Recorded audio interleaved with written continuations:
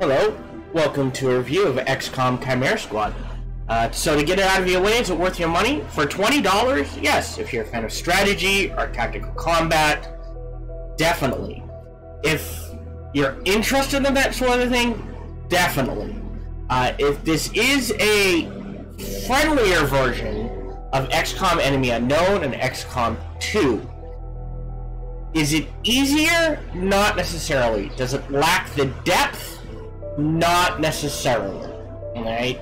It just is a streamlined version. And again, it is only $20. So first, let's take a look at the options. There's some very standard options in the audio. You can pause the video if you want. Video, graphics, gameplay, and interface.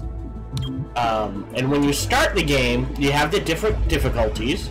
You have Iron Man mode, you have a hardcore mode, you have extended city anarchy. Oh, that's nice.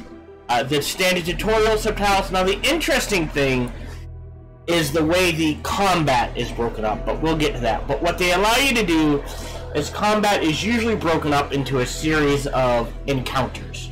So there's encounter 1, encounter 2, encounter 3. I think the highest I've seen is up to encounter 5. And you can set it to no heal between encounters. So whatever damage you take in essentially Act 1 of a stage won't heal. You only heal up to half. So if you're above half, you won't heal. If you're below half, you'll heal up to half. Or full heal. So there is a lot of replay value. We're going to disable the tutorial here, because I don't want to show too much story stuff. There's a lot of replay value in and of itself right here. In addition, now, in the normal game, you would do the tutorial. They'll assign 4 heroes to you. I forget what the 4 starting heroes are. And then, during certain points in the game, you will have a choice of 1 of 3 up to a maximum of 8 squad members. If you skip the tutorial, you get to pick your first 4. Now, unlike previous XCOM games, where, you know, units were kind of faceless, or maybe not faceless is the word I want, but like, you know, you bought a soldier, you assigned everything, they had random stats. In this game, these are your possible 12 units, up to a maximum 8 in an unmodded base game. They all have personalities. There's chitter chatter. There's little snippets of seeing their personalities. I loved it. Each of them is unique. Some of them, you know, you've got a healer, you've got a tech person, you've got a pistolier, you've got the explosion guys, you've got some psych guys, you know, you've got aliens and humans.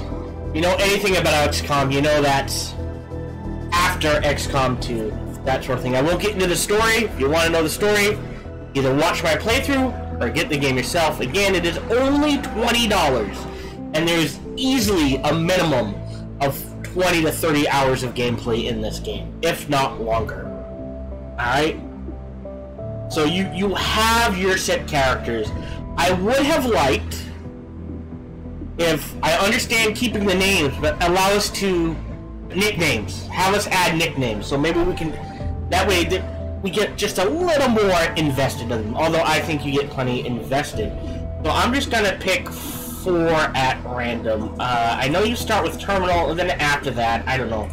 Torque was my favorite. I liked Zephyr, and if you watch my playthrough, I believe this is my final crew. So we're just confirming the selection. The way the game works is you pick a group to investigate. You will go through all 3. Depending on what order you go into, will change the missions you fight. So if you start with Grey Phoenix, right, and then go Progeny, and then end with a Sacred Coil, their final mission, and some of the missions during this, will be different than if you started with Sacred Coil. So there's more replay value there. New meta content. Oh, I know what that is. Alright, we're gonna pick Grey Phoenix. So, this is your home base. You've got your progress on whatever current investigation you're working on. You've got supplies, which you can buy. You've got the armory, which lets you access your agents and see how they're progressing. Agents have different levels of abilities. As they level up, you will get to choose which ability they use at key agents, and it unlocks training. So at special agent, she can do special training for specific perks. That's what this training is. In addition, if an agent takes too much damage, they can get permanent wounds. You use the training to get rid of said wounds.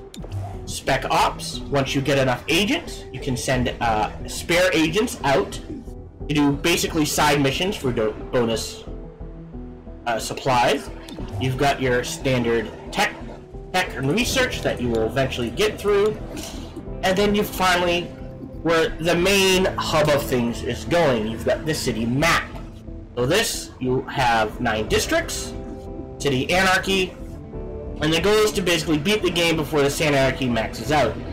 Every day, it goes by in days, you'll have to do a mission, and then after that, a situation. The mission is where you play, that's where the tactical combat comes in, and then the situation happens immediately after that. It's basically just like a free reward, that sort of thing. But anything you don't do increases the anarchy in a sector, and like I said, once it maxes out, you'll lose the game. So there's your timetable. So like I said, bit more simplified, but not necessarily any easier. So the way tactical combat works, unlike previous XCom games, where you flew in and then you had to go find the contacts. The way this works is you've got a number of encounters per mission, like I said, 1 to 3, and as we saw in the introduction, you can choose whether to heal between encounters or not, and how much. You choose to breach, and I gotta admit, I like this system. It gets you right into the action. Breaching can have different effects. Like this one will give us 25 defense for 1 round for all. You can have negatives, you can have positives, there can be multiple breach points. You breach. Don't bunch up. You have your first initial run-in. You have to worry about whether enemies are surprised or not. Where are we? I'm gonna take out the adders real. Actually, you know what? Just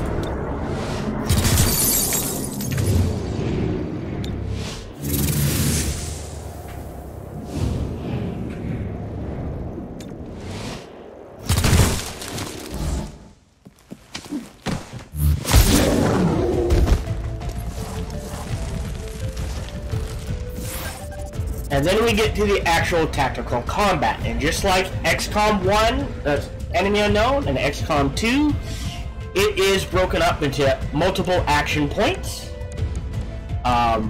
Some actions will end the turn prematurely, some actions won't. The difference is, it's not my squad goes, and then their squad goes.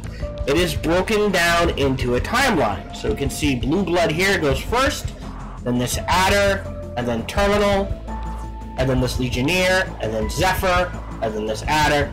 So it matters. I could use Blue Blood to attempt to take out the Adder. Assuming you can see the Adder, right?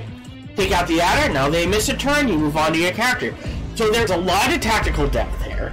It's not really sacrificing that, it just gets you into the combat quicker. Other than that, yeah, this is the game. This is how well it does. So you can see there is a strategy layer, there is a tactical layer. Compared to XCOM Enemy Unknown and XCOM 2, it is just more condensed. It does not cut down on the tactics or the strategy. It is all still there. I have experienced no game-breaking bugs. If you watch my playthrough, you'll see that there were a few bugs. Nothing really game-breaking that I can remember. But they're patching it, they're dealing with it. So is this game worth $20? Again, yes, most definitely. If you've ever been interested in a game like this, definitely go out and pick it up. If you can't afford the $20, by all means, wait until it goes on sale. But but definitely feel free to give this game a try. It is well worth it. Thank you very much. See ya! Hello, this is Gohan the Chinchilla, and he hopes you're having a good day, as do I. As always, we hope you enjoyed this video. If you did, feel free to follow, like, subscribe, or comment, or even better, come on over to twitch.tv/Sparky TDK and watch me live every Monday through Friday. Thank you for your support.